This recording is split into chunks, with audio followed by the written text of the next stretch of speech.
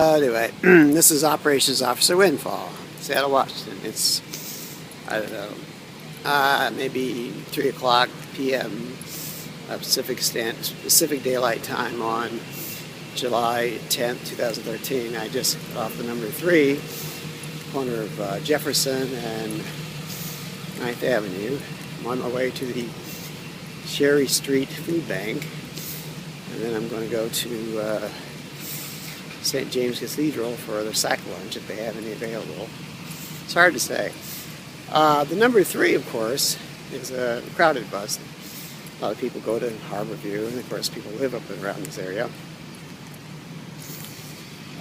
One thing that I guess most people don't know, because they're not drivers. They're not bus drivers in Seattle, but King County and Seattle and Pierce County, and probably almost all bus systems in this area, have one big problem: junkies. That is junkies. I mean drug addicts. That is people that come out of prison. They went into prison with a habit.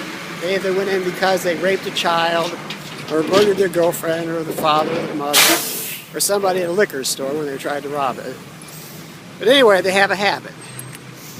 And they have to get money to support that habit. Now, this is one thing I know, only because of my status as a knock in the CIA.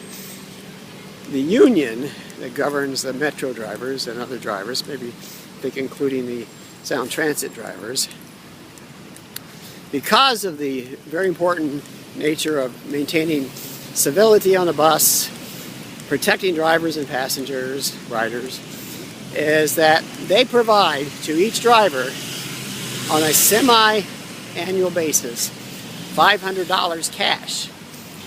And they make it $100 bills. And they give this little packet of money to the drivers when they come out of their union meetings, which they have on a monthly basis. Now, the thing is, they are supposed to use this as hush money.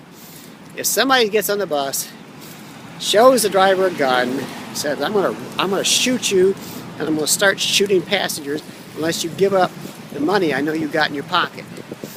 The reason that the people on the bus know they have money is because somebody in the union has evidently told the tale, talked out of class, out of school. And so it's common knowledge amongst junkies, other drug addicts and felons and evil motherfuckers, that the drivers, all drivers in the metro system in Seattle, Washington, at least have money, cash money, in their possession, readily available, so they can just reach into their pocket and get that shit. And they can drop that money off right into the hands of these goddamn motherfucking extortionists. Now the thing is, though, it gets to be such a problem. It's like, you know, the Lord of the Flies movie.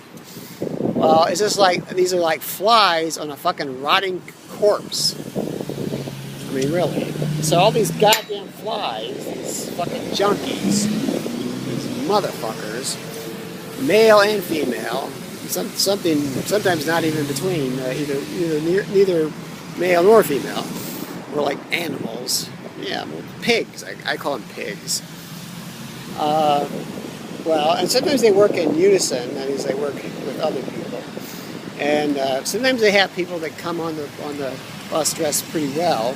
Sometimes they have what they call a crew. The mafia, when they were in their heyday, had crews.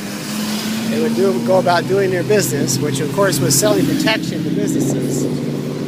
That's what the fucking people that are doing this to the drivers are doing. They're selling protection to the metro system. So all these motherfucking junkies go out and go around, especially in the summertime, most always in the summertime, and they take their little packet of tricks, little bag of shit, and they try to get their goddamn money. So they can go out there and buy their fucking skag, and they can shoot up and be happy. And of course, eventually die. I think they should all just die. That's just me. Excuse me. I apologize. But anyway, just recently I was on a bus was on 358. This ne'er-do-well woman, who I wouldn't even call a woman, nor would I call her a cripple, nor would I call her a white woman either. I would call her a fucking robber. Anyway, this Robin bitch came up to the driver with a little red can. She had red hair on. And she showed the can to the driver, so he looked inside the can. Now what was inside the can was probably a message saying, you give up the money or we'll kill you and your family. Probably, that's what they probably do. Anyway, and then they had a crew on the bus. And then of course the driver is afraid because there probably has been incidences where these things have actually occurred. I mean, people have come to your house, broken your door down, come and tied up your family, raped your wife, raped you, pretty much all this goddamn shit. So the driver is pretty much convinced that they might have to do this. But the problem is, there's no end to this shit. There's just no end to it. Of course, law-abiding citizens, few that there may be, are inconvenienced by the fact these goddamn motherfucking junkies are popping in and popping out, trying to get their goddamn money so they can get their goddamn junk.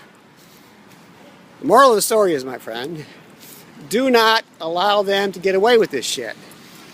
Fight back. Don't pull out a gun, but just fight back! Seriously. You can do it.